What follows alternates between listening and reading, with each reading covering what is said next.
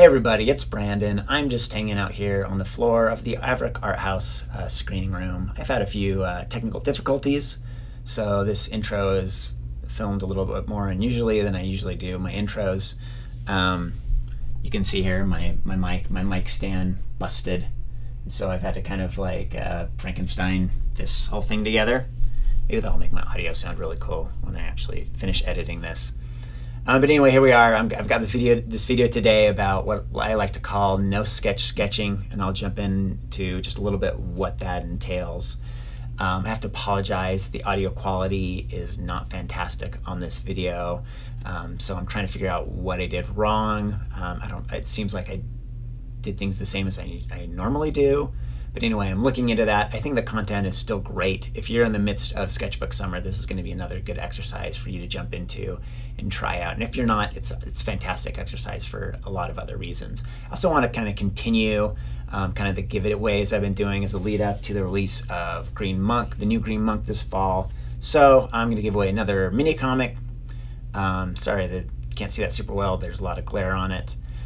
So same rules as always. Got to make a comment. It has to be an interesting comment. You have to have commented before. If you want to not be part of the drawing, you can just make a note about that in your comment as well. So another one of those for you.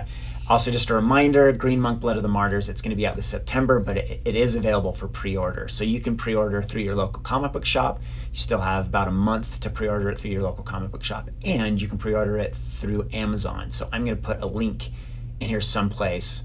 Don't know if it's gonna be down below, maybe up in the side here, link someplace where you can do a pre-order through Amazon. So check that out. And without further ado, let's talk about no-sketch sketching.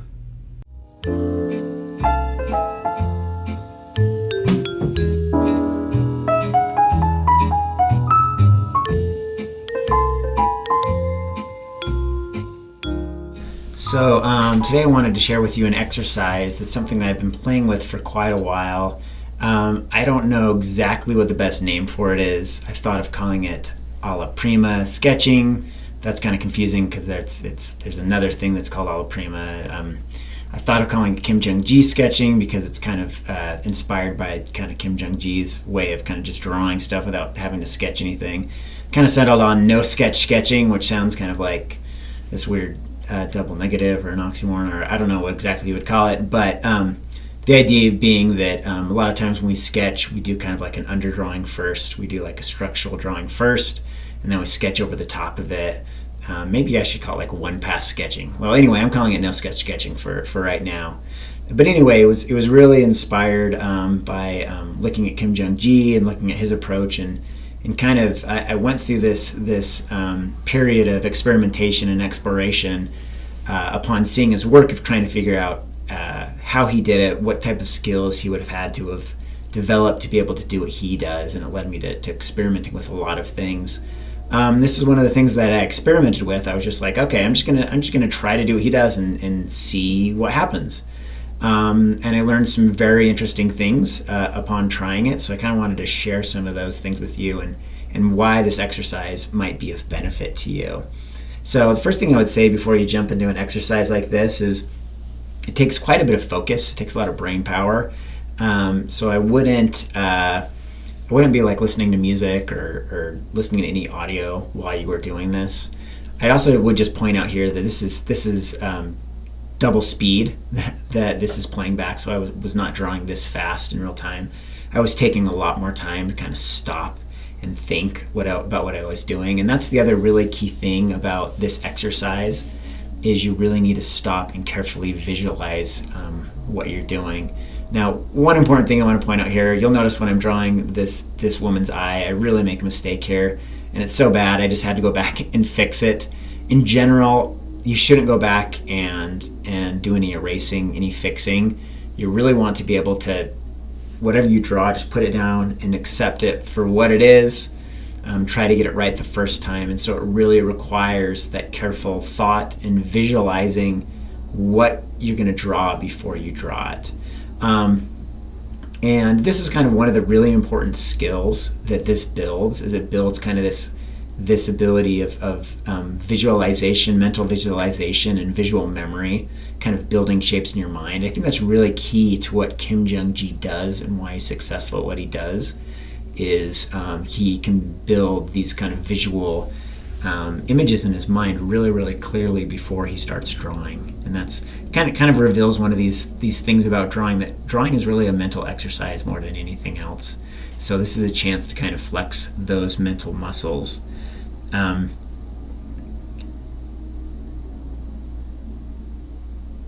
So let me just kind of take you through what I've done so far. I started with heads and faces because that's something I'm more comfortable with. And so that's one other thing to point out about this challenge is really a fantastic way to test your visual catalog. And so visual catalog is a term that I've used before, and it basically means like this collection of all the stuff that you know how to draw. And so when you get in here and you start drawing without doing any sketching, you just put pen to paper just immediately, it starts revealing where your gaps are. You know, I drew these faces, and I can see that structurally, even the faces, they look okay, but there's still kind of structural issues as I'm drawing this kind of pose, this kind of frontal view of this pose. It's kind of revealing kind of gaps in anatomy that I'm seeing as I'm doing this. And I think all of these are suffering a little bit from this skill of pre-visualizing. I think I could have spent a little bit more time and a little more concentration on pre-visualizing these. And one thing I should really mention while I'm doing this, one thing I should admit was that this wasn't my first pass. So I actually took a couple passes before this, and they just were way uglier. And so this was actually after having done a warm-up. This is the pass that I did. So this may be, if you are doing Sketchbook Summer, that may be kind of how this turns out, that you may do a couple pages that just look really ugly as you're trying to do this, and then you're going to kind of warm up. You're going to kind of figure out the things you can draw, and you're going to draw those a little bit more effortlessly. Or that may not happen. I mean, this could be a skill that may be outside of your comfort zone. It may be a little bit more of an intermediate or an advanced skill. But regardless, it's a fantastic way to kind of assess where you are as an artist, to kind of see what things you know, what things are in your visual catalog, and to kind of understand those little gaps in your catalog.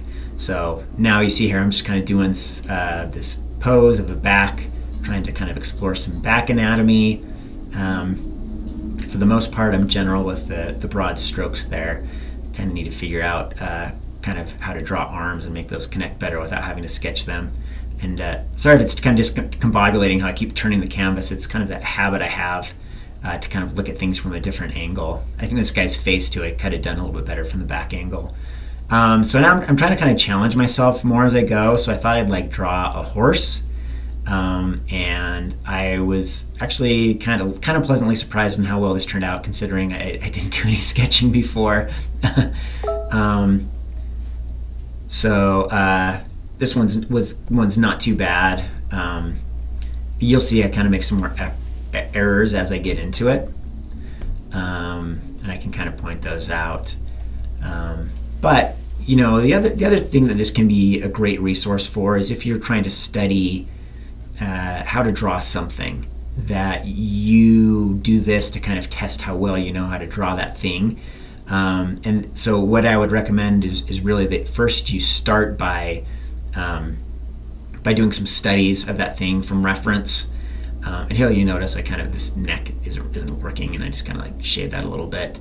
But do some images from reference first, and then try drawing without any reference and without sketching. And that's going to really, really help you see the areas that you kind of need to study better, and the things you need to know more about that thing that you're drawing. So fantastic way to study a certain subject and get better at drawing a certain subject. So I'm trying to challenge myself a little bit more here again. I'm doing a cat here. Cats I always find to be very difficult, very subtle, very complex in their structure. And this is one of these things where I think I'm getting things wrong, but I'm just kind of lucking out that I'm getting things wrong in kind of a aesthetically pleasing way. So I'm just going to kind of keep going with it, and I'm just trying to kind of think back on my visual memory and figure out what I need to do with these kind of cat's legs. And this is kind of close, but not perfect. I can do better on those cat's legs. So, but overall, I'm feeling pretty happy with how this is going. No huge disasters, some errors here and there. I thought I would try something like I'm going to try to draw a T-Rex here. And this is not something I've studied very much. So this one is definitely kind of going to be rougher. And even though this T-Rex isn't going to come out super accurate, again, I feel like at the very least, it's somewhat appealing. So the shapes here are a little bit more appealing. It's a good design, even if it's not going to be a totally accurate Tyrannosaurus. This seems a little bit too beefy to me. Seems a little bit more like a big kind of chunky crocodile rather than Tyrannosaurus. Feels like it should be a little bit more streamlined and lean than this. So this is another good example of, okay, I can go back now and kind of study Tyrannosauruses more. I wish that was one of our themes for this sketchbook summer, but I actually didn't make that one of our themes this year.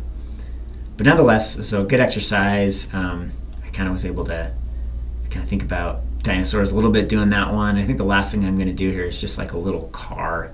And one thing I kind of notice as I do this exercise is that the stuff I draw tends to be kind of cartoony, and it tends to kind of reveal the cliches that I am relying on.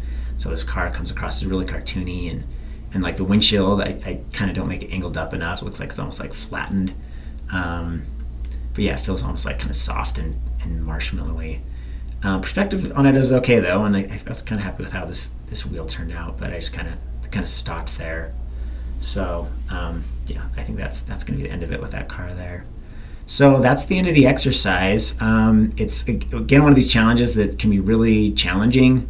Can be a lot of fun and really rewarding. Maybe a good one to do after you've had a chance to study one of the other themes real well and kind of test out how well you know how to draw something.